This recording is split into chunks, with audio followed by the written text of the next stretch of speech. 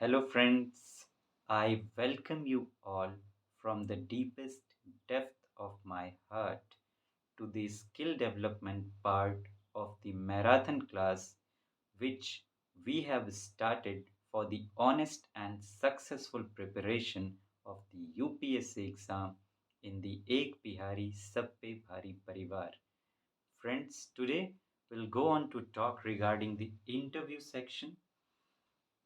In today's class, we'll talk about the third point of the structure that I have given you for the way in which we'll approach our class.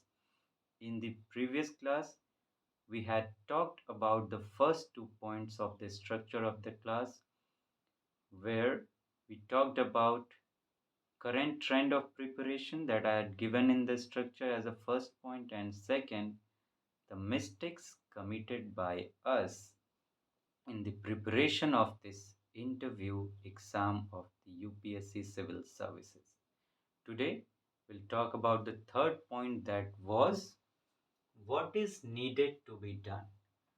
First, we understood, look, we are going step by step, will not leave any loophole that could disturb a bit of our marks in the exam. That's why we are going step by step. Firstly, we saw what is the current trend of preparation, what is going on in a majority way. Then we saw what are the mistakes committed by students, the UPSC aspirants. This should be understood first, that what is going now, what are the mistakes, what are the issues over there.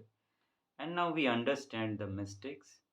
Now we need to know that what is needed to be done. What is needed to be done? I have categorized this in 4 points on which we'll talk one by one. Let's talk about the first point first. This is the main point and these are the sub point. The first sub point is recognize the importance.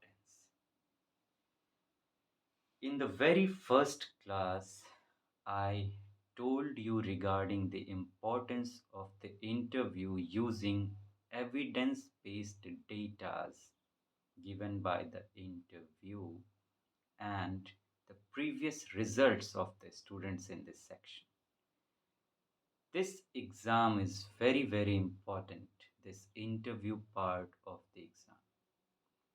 This you have to recognize first, because if you don't recognize the importance of something, you will not be able to put the whole of your effort over there. And if you will not put the whole of your effort over a thing, it won't give desirable results. And why do you need to recognize the importance of interview exam particularly? Because this is that section of the exam which can give you maximum marks, where you can earn maximum marks, that is 250 out of 275, which very few students could achieve. Those students could achieve which have really planned well and implemented their plan in a very well manner, which is needed and demanded by the UPSC. If all will fulfill those demands, definitely all will get. It's not a bondage that only few will be given such marks. It depends on how they have prepared. First, you need to recognize the importance, and 1 point is enough for recognizing its importance, that only this part of exam can give you such maximum kinds of marks, and none other part of this exam can give you marks like this. Because if you see the marks of other papers, they are hardly around 45 to 50% marks over there where that you can get, but in this section you can get 85 to 90% of marks. This is the real importance, and many more importances are there which I have already talked about in the first class, I don't think of the need to repeat those things over here again.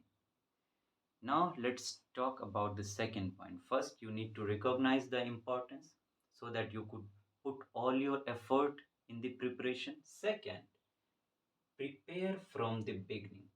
I have told you regarding the mistakes committed by students. You must have heard that Rome was not built in a day. But if I talk about personality development, Rome seems to be even lesser in size than the personality. Personality is a kind of whole of life, I say. Personality cannot be built in a day. It takes a lot of time to shape yourself. If I ask you, if there is a criminal, will you be able to make that person change from a criminal to a very innocent kind of person, very good person in one day? Will you be able to? Let's forget this. Don't talk about criminals. Let's talk about common persons, you and me. If we have taken years to put a bad habit in us, for example, we are not able to get up early in the morning. If this is your habit for many of the years, will you be able to change this in a day? Will you start waking early in the morning every day consistently, suddenly?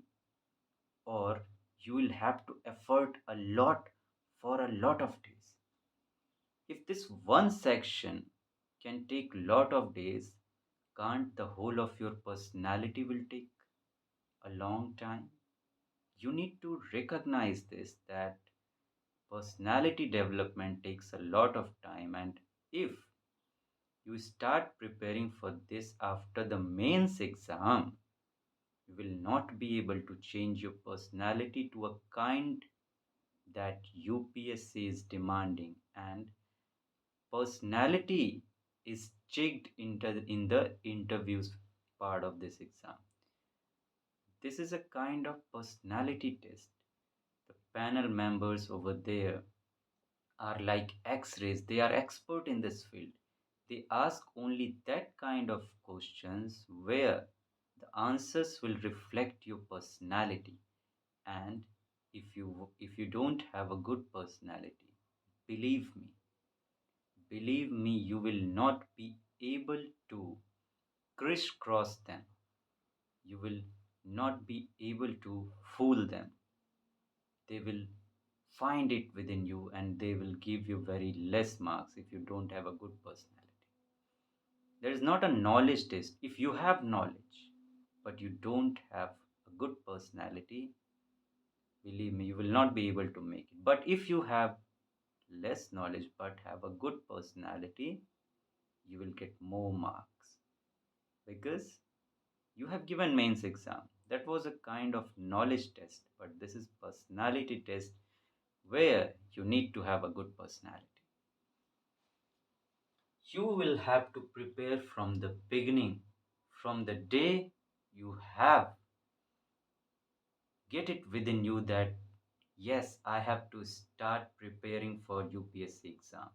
From that day only, you have to start the plan to go through this and start developing your personality. The third point is both inner and outer skills to focus upon. Two kinds of values are within us. First, inner values, where like good behavior or those kinds of philosophical kinds of values are there, honesty, consistency. These are the things, discipline. These are inner kind of values, and the other outer skills, how you dress up, how you speak, how you communicate.